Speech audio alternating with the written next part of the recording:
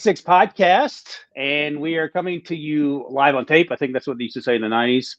We're in our various hotel rooms. Just got back from opening night, Allegiant Stadium. If you were watching us on CBS Sports HQ, thank you. We're going to do a little quick recap, spin it forward, and that will be it. Tomorrow, Tuesday, we'll be live on CBS Sports HQ, 8 p.m., 9 p.m. Eastern. So check that out. Will Brinson, John Breech, and Ryan Wilson. Breech, unfortunately, took off his jacket. I took a quick peek there. My monitor's over there. He's not wearing his jacket, so you have to go check Twitter or watch a replay of opening night. Breech, I think, stole the show. Brinson, would you say that? Or our buddy Jordan Dajani, who we work with, win the prize for best suit at opening night? Yeah, friend of the pod, Jordan Dajani and John Breech were both interviewed by a blogger, which means that it's really come full circle when you're being interviewed for your ridiculous outfit at Super Bowl media night.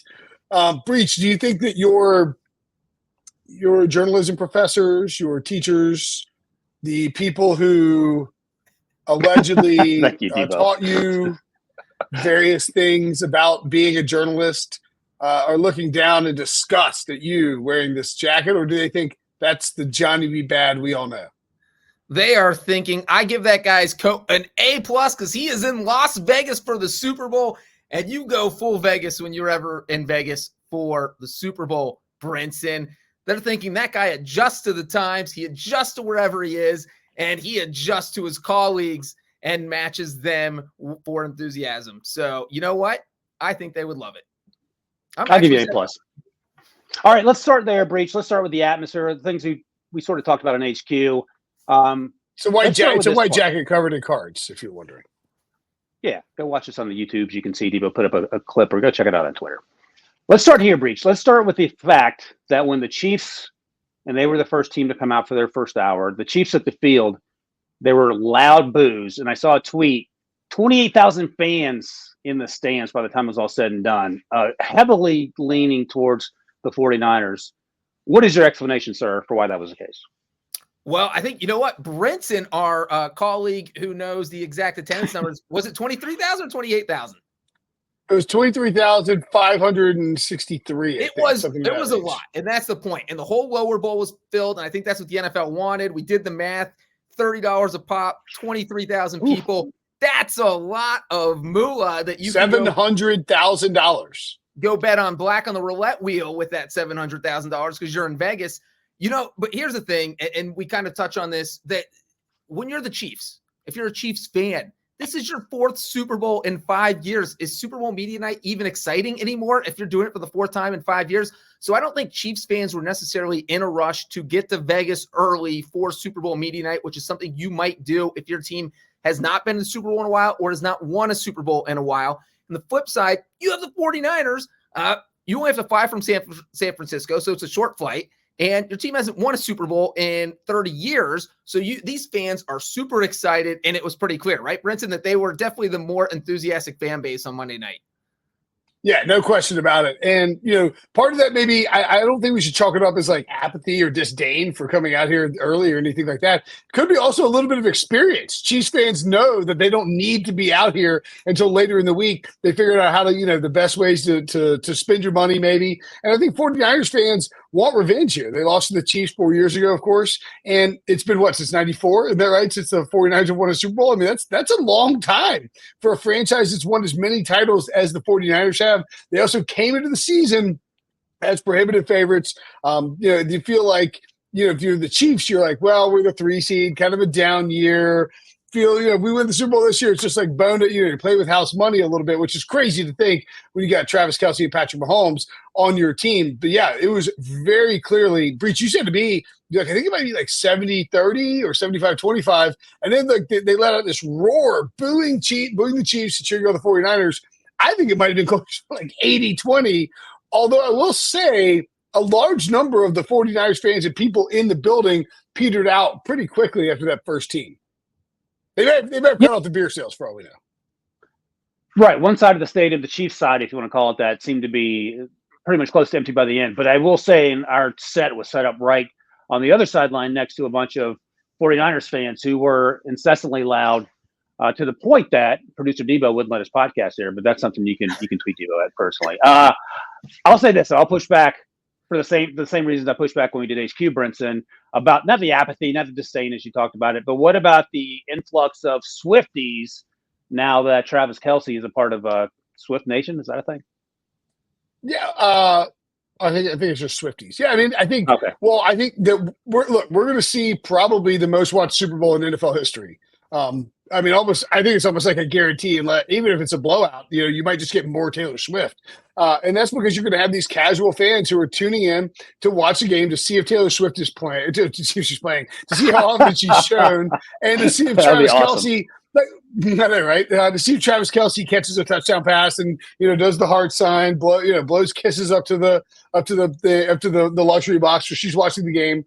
And I do think, Breech, you pointed this out, but we'll probably see CBS. I think she got like 44 seconds of airtime during the AFC Championship game. I like the way that the NFL and CBS crew was sort of reading the room there and saying, "Look, we understand she's here. She's a part of the storyline. You can't tell the story of the 2023 NFL season, without Taylor Swift. But at the same time, we have Ravens and Chiefs, a huge football matchup. We don't want to make it about her. I think it will be a little bit different during the Super Bowl. But we've also had a situation where." I'm trying to think exactly what Super Bowl was, but there was like a bunch of how many times will Giselle be shown with the Patriots in attendance, or how many times will Ciara be shown with the Seahawks in attendance? And I think CBS is typically a little more muted about that approach. So I'll be interested to see how the television part of that plays out. But yeah, I don't think Swifties were a factor tonight in attendance. I do think Swifties may be a huge factor. Maybe they were, Wilson. Maybe you're right. Maybe there's a bunch of Chiefs fans who were there just to see Travis Kelce. Who knows? All right, Breech, before you answer, I'm going to ask you guys the same question. Is Taylor Swift going to be there? First off, Breech, lay out the logistical concerns, and then you and Brinson can answer whether she's going to be there or not. Yeah, so we've talked about how she has the concert in Tokyo on Saturday night before the Super Bowl, but that's on Tokyo time, which is actually 1 a.m. Saturday morning in Las Vegas. So you have the concert. We'll say it lasts 5 hours. That's 6 a.m. Las Vegas time. Let's say it takes you 2 hours to get changed, to get from the concert venue to the airport. Now you're at 8 a.m. Las Vegas time, and then you're staring at probably a 12-hour flight from Tokyo to Las Vegas. So that gets you to 8 p.m. Las Vegas time on Saturday night. So if everything works to her plan, and I'm assuming she'll want to get there Saturday night to get a good night's sleep, she should be able to get there at a reasonable hour on Saturday night. Maybe even stop in and say hi to Travis in his hotel. I don't know if Andy Reid will be down with that. Breech. Super Bowl? No, there's no parking though. So explain that part. Yeah, the whole jet parking. Look, it's Las Vegas. Everyone wants to be here. All the private jet spots are taken. So I'm sure the NFL does have their kind of own allotment and that they can kind of set something aside for Taylor Swift. And I'm assuming that's what will happen, assuming she is on a private jet. Because as we mentioned earlier this week, her private jet doesn't fly from Tokyo to Vegas. It doesn't have that range. It is a long, long flight. So it'll be interesting to see what she does. But I think Brinson would agree that it seems about 100% certainty that she'll be there. 100? Yeah, I think it's 100% chance that she's there, barring some kind of unforeseen, some sort of situation that is out, like what do we call it during the pandemic? Like the hand of God act or whatever it is, like something like that would prevent her. Like, she's the most famous pop star in the world. She's madly in love with one of the top players for one of the teams that's in there. She's been going to all these games all year. It would be crazy if she stopped going right now. So yeah, I think it's like 99.9% chance she's there. All right, wins over Wilson has the number that just came in. You mentioned 44 seconds airtime in the last round of the playoffs. The wins over Wilson for airtime for Taylor Swift, and you guys have to go over under 1 minute 5 seconds. Brinson, over under. Way over. I think it depends on is it only during the game or the whole broadcast? No, the 60 minutes of football. Okay, so I was going to say, if the Chiefs win, we're going to see a lot of Taylor and Travis. But if it's only the 60 minutes of the football game, I'll go over. I feel like if it was 44 seconds, we'll get at least double that in the Super Bowl. And it did feel like, that 44, I feel like watching the AFC Championship game, you really didn't see her at all. Like 44 seconds. Yeah, I would say, I'll say 135 seconds. Well, and one thing with that, 8 of those seconds was an ad for the Grammys when, Jim Nantz and Tony Romo were saying, we got the Grammys coming up Sunday on CBS, and they panned over to Taylor. It wasn't even really about her being there as Travis Kelce's girlfriend. It was hey, she's going to be on our network here coming up this Sunday. All right, let's take a quick break. When we come back, we'll talk about the 49ers, then we'll talk about some related storylines coming out of opening night right after this. For me to be able to say that I became a world champion, that's something that you remember forever.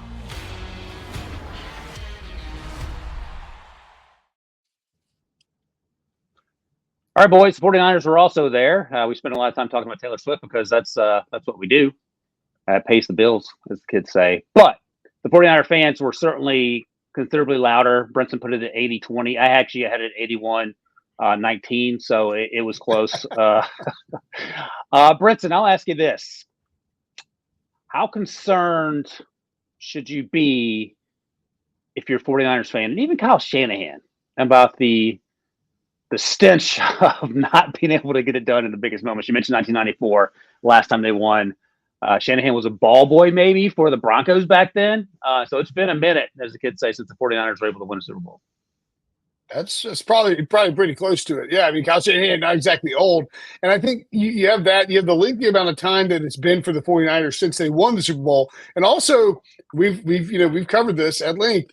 Kyle Shanahan has I hate to attach a history of it, of losing these big games, because if you think about it, he probably lost the three that come to mind: the 28-3 game against the Tom Brady and the Patriots, the greatest quarterback of all time currently, and he wasn't even the head coach. Then you have the 10-point loss in the Super Bowl, 21-10 lead, so 11-point lead in the Super Bowl against the Chiefs, and Patrick Mahomes, who might end up being the greatest quarterback of all time.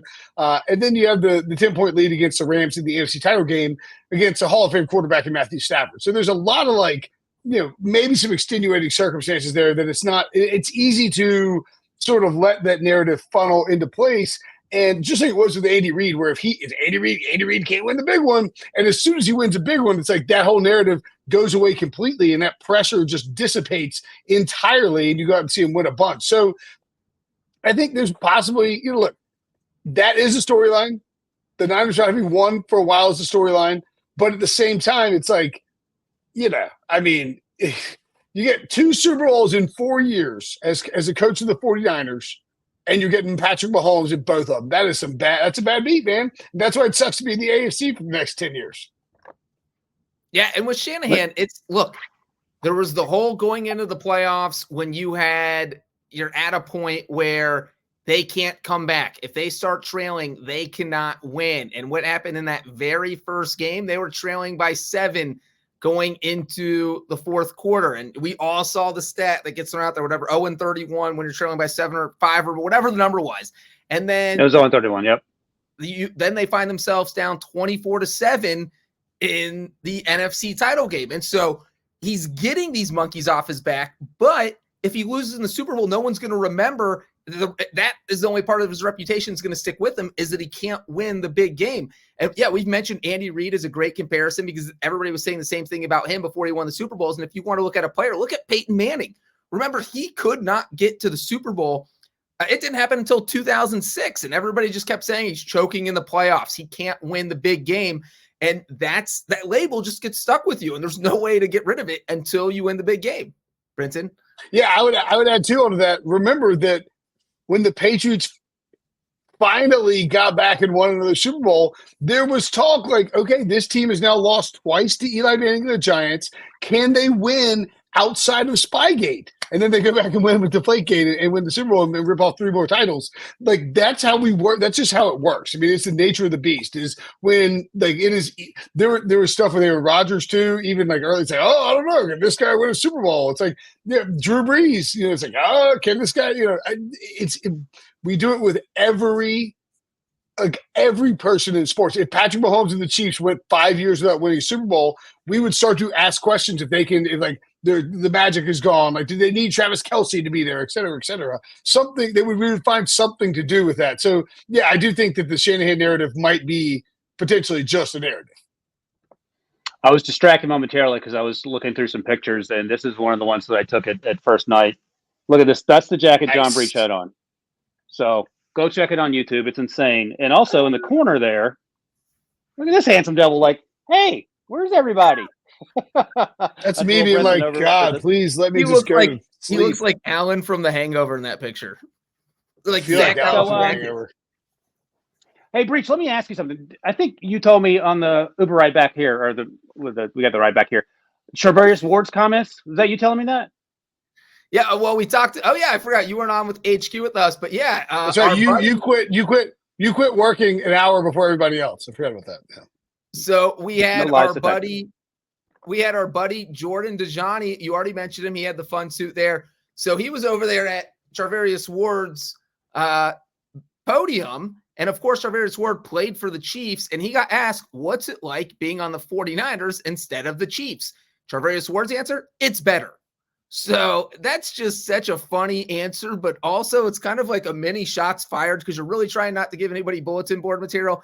And you imagine if you're Travis Kelce or Patrick Mahomes hearing that, like, what do you mean, bro? It's better playing for the 49ers. Do you want to win Super Bowls or do you want to choke in big games? Because if you want to win Super Bowls, you want to play for the Chiefs. So it was funny to hear a player do that. You want to hear him be honest, and he was honest. I feel like he answered the question as vaguely as possible. He could mean I like living in the Bay Area better than Kansas City because, right, when you start going down the road of actually looking at the wins and losses in the playoffs, it gets a little murky pretty quickly. Brinson, any comments stuck out to you? Funny, weird, unfortunate? No. And by the way, Charvarius Ward is a Super Bowl champion. It's like, I mean, it's not like you were at the Chiefs and you didn't win anything, you know. I thought that I think again for probably the something like fourth or fifth year in a row, I think that maybe the thing that sticks out to me is that for whatever reason, and it's possible it's because it's the Chiefs have been there for a while. Remember, the Patriots were there for a long time. We didn't get anything, but then you get Seahawks, Broncos, and Richard Sherman's popping off about this and that, and all and whatnot. Maybe Seahawks, Patriots. Anyway, the point being is you got these teams that have been there. These two teams have been there twice in the last 4 years. They're not going to say something stupid. They have veteran coaches. They don't want them to give out bulletin board material. I also think there's a chance that the fans being in there gives it the difference in the vibe that it gives it makes it a lot less likely you're going to get something really spicy from a player. Does that make sense? Yeah, I think so. Yeah. Breech, what about Travis Kelce? I don't know if you told me the punchline when he was asked about the ring situation. What was that exactly? Oh, everybody wants to know if he's going to propose after the Super Bowl. And if he's going to get asked about it, media night was obviously the time that someone was going to do it. And someone's question was, hey, if you get a ring, is there going to be another ring on Sunday night? And he just totally ducked the question. He said, this is the only ring. I'm only focused on one ring right now. But maybe that was the engagement ring. He didn't say which ring. By the way, I'm like a grandfather having the grandkids recount the stories because I can't remember it. So now tell me the one about Patrick Mahomes and the Kermit boys. What was that question? Somebody just asked Patrick Mahomes. We heard this like 7 minutes ago. No, they asked Mahomes to do the Kermit impression. And obviously, Patrick Mahomes, it's media night. You're getting crazy questions. So nobody's getting testy. And he said, my Kermit impression is me talking. And I can't. So impression. Can you do one? He said, my Kermit impression. He's like, my Kermit impression is me talking. I'm doing it right now. Mike. No, so I bring both those up because we know the Chiefs have been to the Super Bowl frequently in the Patrick Mahomes / Andy Reid era, and for as great as it is to get to the Super Bowl, I would imagine this is probably one of the worst nights of the week for some of the bigger name Chiefs. Not Nick Bolton, who was sitting next to Mahomes and Reid and Travis Kelce on the booth stand-up thing there. Like he was probably had a pretty breezy evening, but it feels like you're going to get an hour's worth of silly questions. And look, you can suck it up; it's not a big deal. But I would imagine they would prefer to be doing other things, or is that just me yelling at the clouds?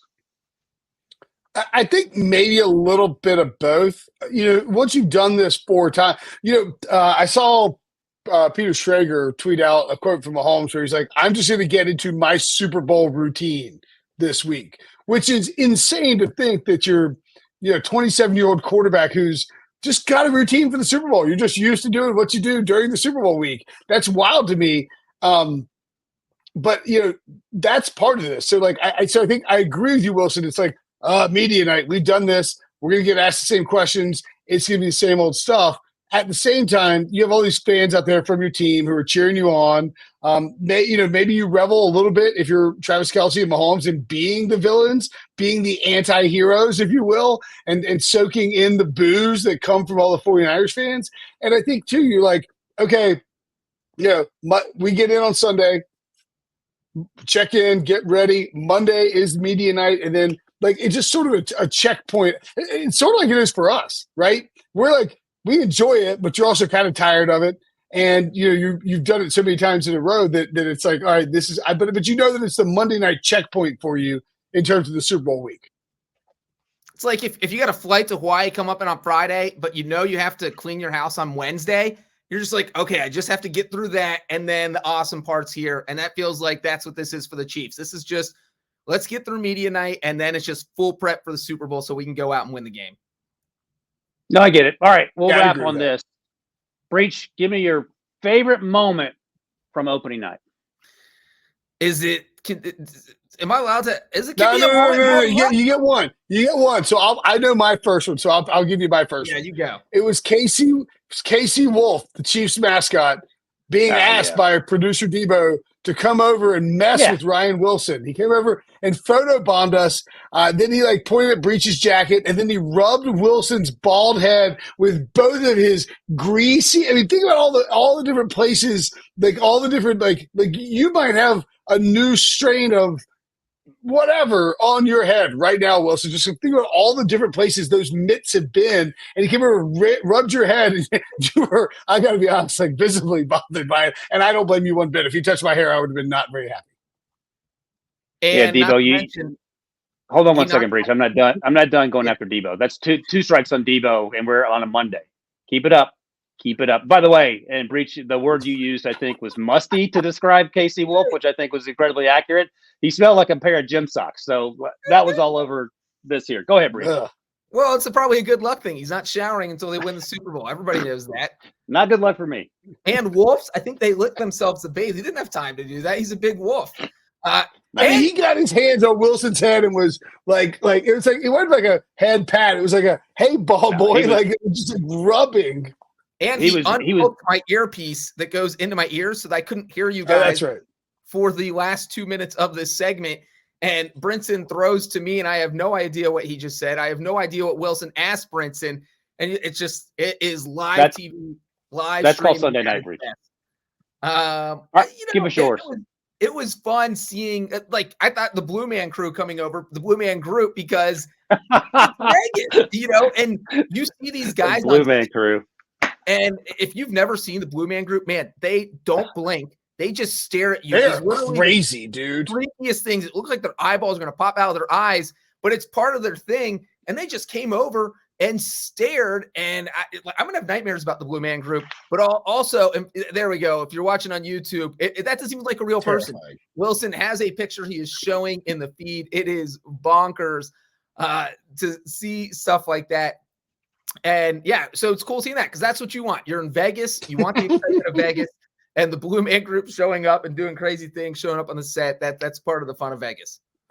Breech. Yeah, I would say too. Oh, sorry. I was just add on. I think in totality, we've been here. I don't know, 24 plus hours now, roughly, depending on which one of us got here and who you're talking about. But this, I mean, we'll see how everything pans out for the week. But I think that Vegas is probably installing itself as a pretty regular rotational spot for the Super Bowl because of the energy that it brings with it. And just sort of in the same vein as New Orleans and I'm trying to think the Miami, other LA. Phoenix, Miami, yeah, LA sort of. But I think Miami and New Orleans, you sort of get anything goes because it's one of those cities, and you really are getting that vibe early on in Las Vegas. This might be a pretty insane week in terms of the lead up to the Super Bowl, and I think we'll see some stuff we haven't seen before. Yeah, and Breech, you get an F- for your biggest, the best thing you saw tonight because it should have been sourdough Sam. as will Brinson. Again, this is on the YouTubes, or you can check it out. Breech tweeted it out. But, I mean, they're spitting image of one another. Same size head. Brinson's head's actually a little bit bigger than Sourdough Sam's, but that's a conversation for another time. All right, boys. Brothers. That is it. Long Lost Brothers. Tomorrow, Tuesday, we will be on City Sports HQ at 8 p.m. Eastern. So check that out. Me, Brinson, Breech. We'll be talking about bowl predictions. I think we're joined by PD Prisco. So check that out. Thank you guys for watching and listening. We will see you guys tomorrow.